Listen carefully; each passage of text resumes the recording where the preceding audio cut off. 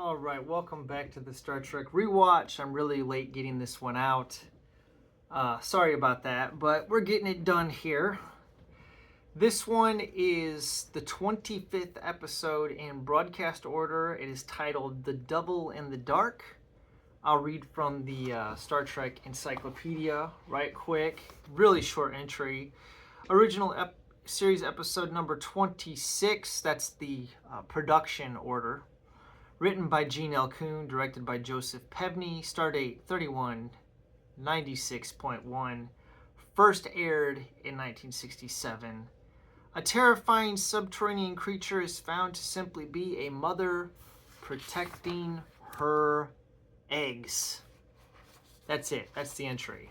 We'll go a little bit more in depth with Alan Asherman's here. We've got Spock, played by Leonard Nimoy. Mind melding with the Horta. That's the creature's name. So here we go. The Pergium miners on planet Janus IV are being hunted down and killed by an unknown creature that can secrete powerful acids and burrow through stone. Chief Mining Engineer Vandenberg summons the Enterprise to assist in locating and killing the monster. Alright, so I'm not going to go into the rest of the entry. That's pretty much it. That's all you need to know. That's what the episode's about. So they show up. They're going to kill this thing. It melts a guy in like the cold open. And I remember this from being a kid because this episode scared the crap out of me. I think I saw this when I was like 4 or 5. And this is the first episode of Star Trek that I actually remember watching.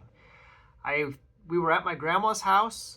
The show was on. It was late at night. It was being broadcast out of WFFT, which was the station out of Fort Wayne, Indiana. Same channel I used to watch Happy's Place every afternoon. But, you know, this episode was on, and I was riveted by it. Probably, like I said, only 4 or 5 watching this episode. And I remember it. It's like burned into my brain. Okay? But yeah, this thing is going around and it's melting these people and it's burrowing through the walls. And really, all it just ends up being a misunderstanding.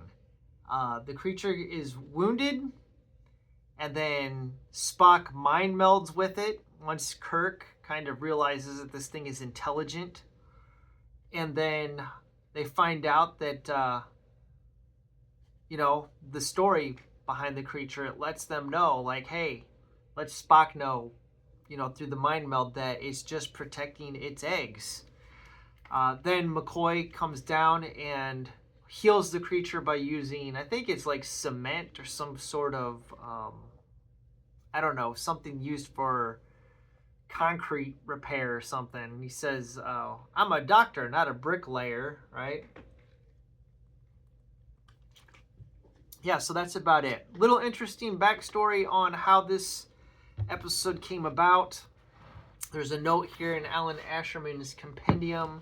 He says that this guy named Janus Prohaska, built a framework of metal, fabric, and rubber under which he could crawl around.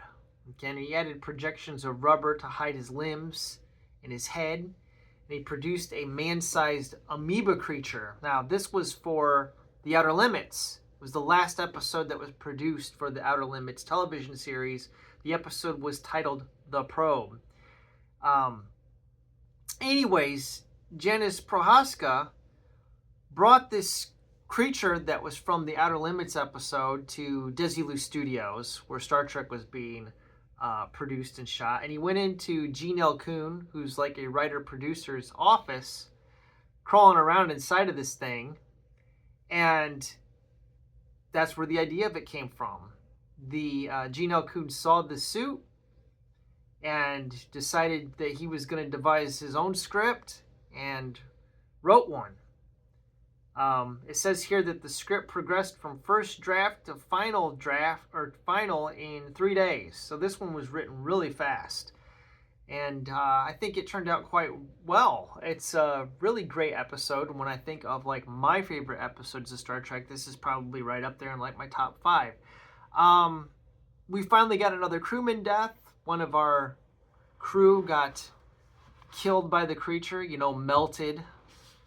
And it's been a while since we had any. That brings our crewman death total up to 26.